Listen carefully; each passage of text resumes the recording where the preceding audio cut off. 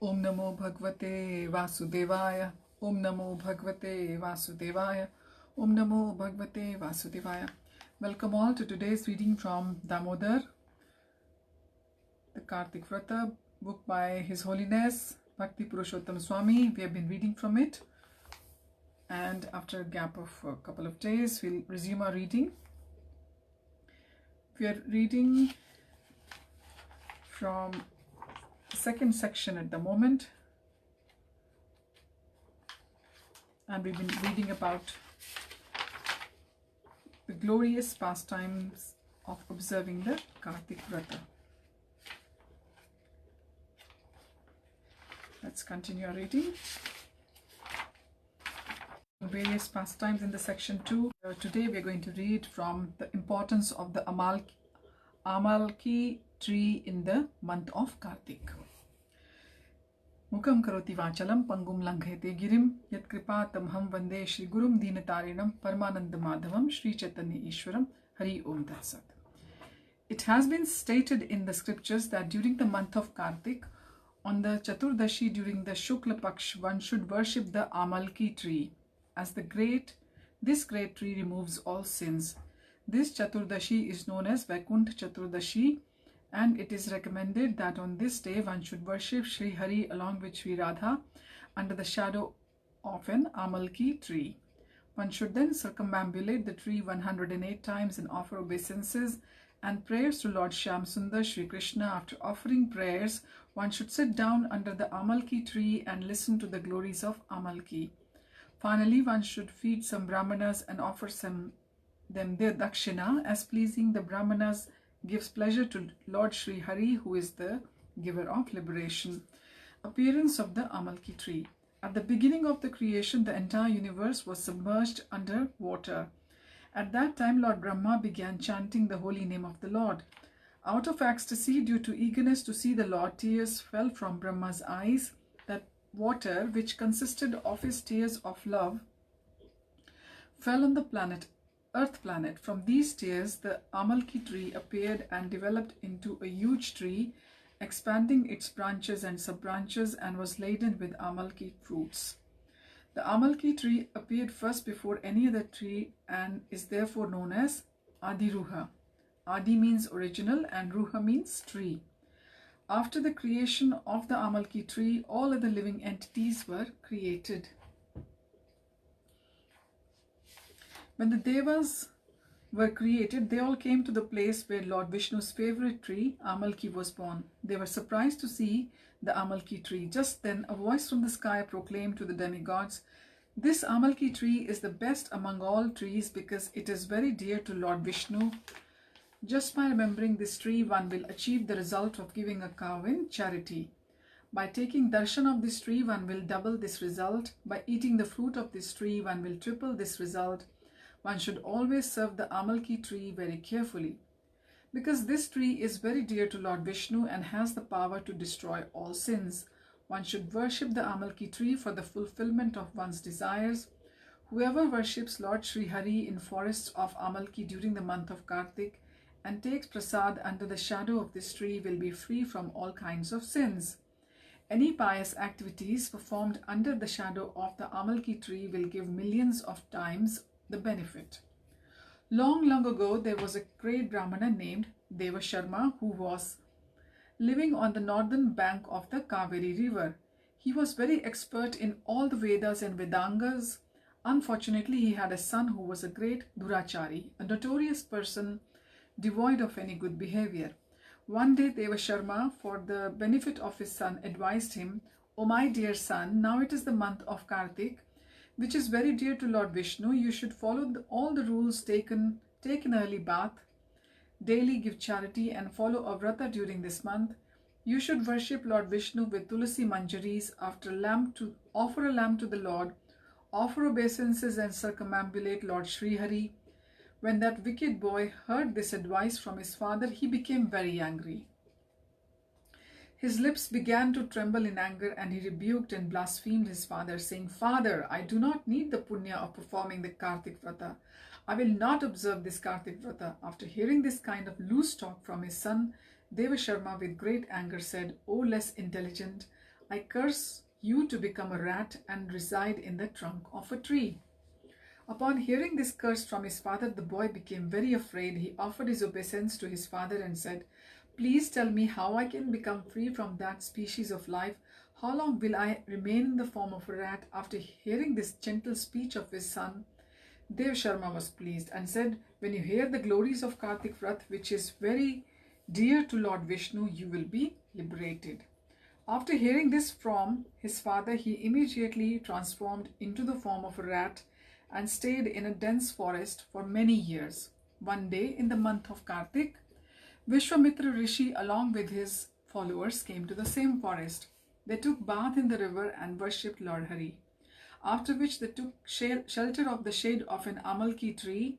There Vishwamitra Rishi began to describe the glories of the month of Kartik as his disciples sat nearby to listen. There happened to be a hunter roaming the forest at that time. He was particularly vicious, with a desire to kill not only animals but saintly people as well. However, when he came upon the great Mahatma Vishwamitra Rishi and his disciples, he suddenly developed some intelligence. He offered his obeisances to Vishwamitra Rishi and asked, "What are you all doing here?" Vishwamitra replied, "This Kartik month is the best among all months. Any work done in this month grows like a huge banyan tree. If someone performs pious activities by taking an early morning bath, giving charity, worshipping and feeding brahmanas in this month, he achieves akshay or an imperishable result." When Vishwamitra thus described these glories of the month of Kartik at the request of the hunter, the cursed son of Deva Sharma, who was there in the form of a rat, also heard this description. As soon as Vishwamitra concluded his speech, the son of the Brahmana, who was hearing the glories of Kartik Vrata, immediately transformed, taking on a beautiful celestial form. He offered his obeisances to Vishwamitra Rishi and explained his story, and then departed for the heavenly planets. After witnessing the extraordinary event, both Vishwamitra and the hunter were very surprised. The hunter then observed Kartik Vrata and went back to Vaikuntha Lok.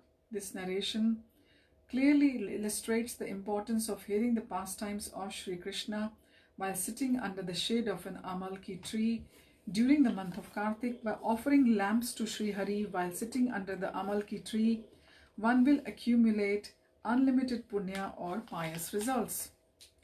Now let's move to the next story, which is the glories of Tulsi Puja in the month of Kartik.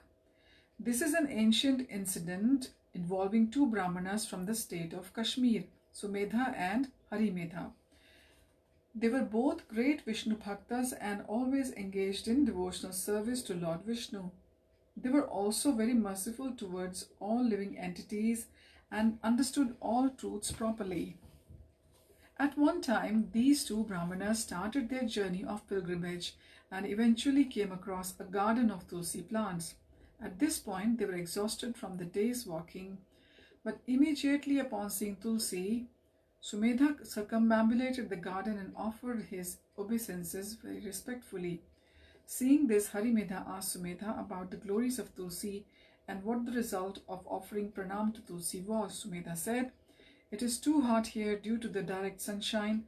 Let us go take shelter of that banyan tree. There in the shade of the banyan tree, I will tell you everything."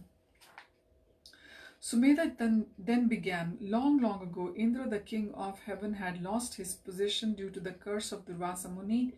At that time, Brahma and all the demigods, as well as all the demons, were engaged in churning the milk ocean. From that churning of the milk ocean, many wonderful beings and items emerged, such as the elephant Airavat, the Kalpavriksha tree, Chandrama or the moon, Lakshmi, the horse, Uchchaishrava and Kaustubh gem.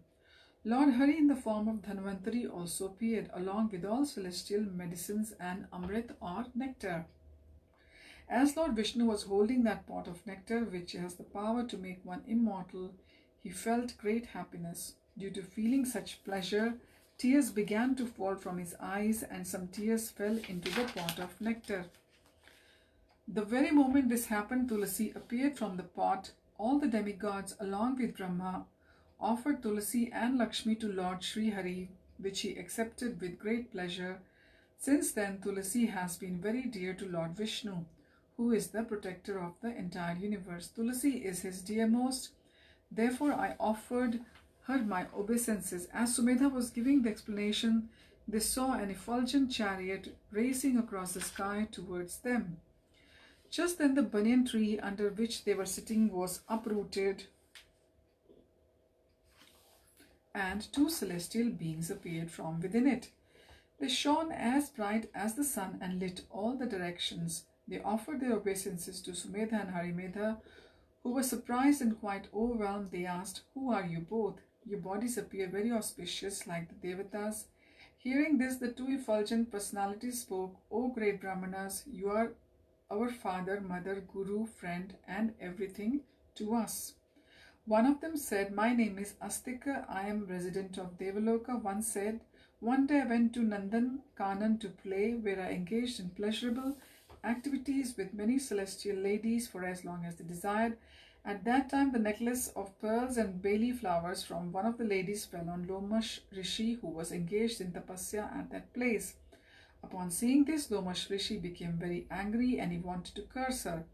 But after consideration, he thought ladies have no independence. They always depend on others. Therefore, this wicked Astik should be punished. He then cursed me, saying, "You shall become a Brahma Rakshas and reside in a banyan tree." After hearing this curse placed upon me, I approached the Muni very humbly and asked him, "O great sage, please tell me how long I will remain a Brahma Rakshas, and how can I be delivered from this curse?" Pleased with my humility, the Muni said, "When you hear the holy name of the Lord Vishnu and the glories of Tulsi from the mouth of a Brahmana, you will immediately be released from this curse and be liberated." Since then, I have been residing in this banyan tree as a Brahma Rakshas in a miserable condition. Today, having had darshan of both of you, I have been delivered from the curse of Lomash Muni. Now please hear about my friend. He was a great Muni and always engaged in the service of his Guru. Once he disobeyed the order of his most respectable Guru and thus became a Brahma Rakshas. Today, by a mercy, he has also been delivered. Having told their stories, both of them offered obeisances to the two Brahmanas, circumambulated them, and then left for the Divyadham. The two great Brahmanas, reciting the glories of Tulsi, then left that place and proceeded on their Tirthyatra. This illustrates the importance of worshipping Tulsi in the month of Kartik, which gives immense pleasure to Lord Vishnu. So there are some more nice glories of Tulsi of this month described. I think there is one more, and then we'll move on to section 3. So let us cover that one as well.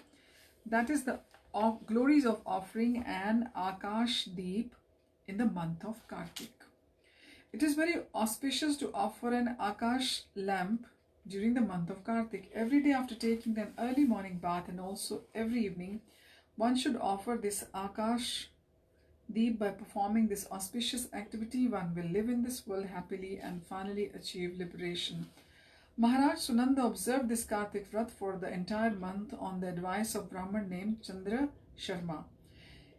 He regularly took an early morning bath and worshipped Lord Vishnu with tulsi leaves, soft tulsi leaves. Every evening he offered an Akash Deep. While offering the lamp, he chanted the following mantra: Damodara Vishvaya Vishwarupa Dharaya Cha Namaskritva Pradasyami Vyoma Deepam Hari Priyam. I offer my obeisance to Lord Damodar, who has accepted a universal form, and offer this Akash Deep, which is very dear to Lord Hari. O my Lord, please let me achieve devotion unto you by observing this Vrata. So this Akash Deep or sky lamp is a lamp in a clay pot which is suspended in the air by hoisting it along a length of bamboo. So this is how it's been described. King Sunanda offered a lamp to the Lord daily. In this mood of devotion, he would get up at Brahma Muhurat in the early morning and again offer Akash lamp. In this way, Sunanda observed this Kartik Vrata throughout the month, following all the rules and regulations. As the result of this, He enjoyed his life along with his family, and at the end of his life, he went back to Godhead. So Akashdeep, as it's been described, is a sky lamp or a lamp in a clay pot which is suspended in the air by hoisting it along a length of bamboo. So next is the glories of the Utthana Ekadashi in the month of Kartik. So next Ekadashi which we'll be observing this week is Rama Ekadashi, which is on the Friday, and after Rama Ekadashi it will be Utthana Ekadashi, and that is also very glorious parts, one of the glorious days of this auspicious Kartik month. So the Utthana Ekadashi in the month of Kartik. In ancient times there was a demon named Shankar who was the son of Sagar or the ocean. He forcefully took control of all the planets including Indralok. All the demigods had fled their planets and were hiding in a cave due to fear of this demon.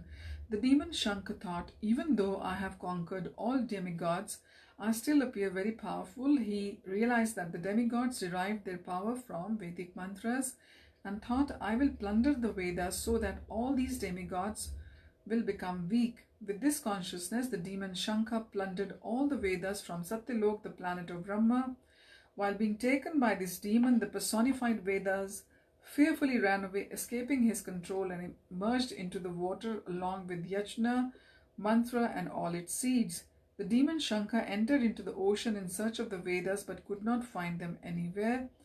During this time, the Lord who was sleeping was approached by the demigods, offering him prayers. Upon hearing their prayers, the Lord awoke and said, O demigods, you have pleased me with your prayers and I wish to grant you a boon. You have woken me up on the Ekadashi Tithi of Shukla Paksh, which is the waxing moon or that part when the moon is increasing in its size in the month of Kartik. For this reason, this Tithi is very pleasant and respected by me. So the Vedas which were stolen by the demon Shankar have been merged into the ocean. I will kill this demon Shankar and bring you the Vedas. During the month of Kartik, anyone who takes an early morning bath should be considered as having taken bath in Vrata, the sanctified water of the Yajna. From today, I will reside in the water during the month of Kartik. All you demigods, along with the Munis, please come with me into the water. Having said this, the Lord accepted the form of a fish and entered into the water from the sky. After killing the demon Shankar, the Lord came to the forest of Badri or Badrikashram in the Himalayas. There he ordered all the rishis, Munishwaras, all of you should immediately enter into the ocean and collect all the Vedic mantras from the water. In the meantime, I, along with all the demigods, will stay in Prayag. After receiving this order from the Lord, all the Maharishis, by the dint of their austerity, rescued the Vedic mantras along with all the yajnas and other mantras. From that day, the rishis became connected to the particular mantras that they rescued, and each became known as the rishi of that mantra. Then all the rishis went together to Prayag to meet the Lord. There they offered all the Vedic mantras to Lord Vishnu and Lord Brahma. Brahma was very happy to retrieve all the Vedas, and he, along with all the Devas and Rishis, performed an Ashwamedha Yajna at Prayag. And as we all know, Lord took the form of Matsyavatar and he rescued all the Vedas. So we will resume the reading from section 3, which is the last section of this book, next time. And I take this opportunity to wish you all a very happy Bahulashtami.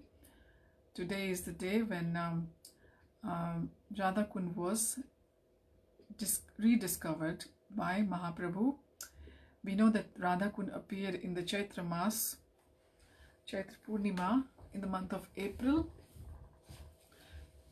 That was in Dwapar Yug when Krishna came, did the Krishna Leela. But now, today, on the Ashtami of the Krishna Paksh Ashtami, or the waning moon Ashtami of Kartik, we have Bahula-Ashtami today, which is the day when Radhakund manifested again, and it's a very auspicious day. So I wish you all very happy Bahula-Ashtami. Thank you for joining. Hari Om Tat Sat. Hare Krishna.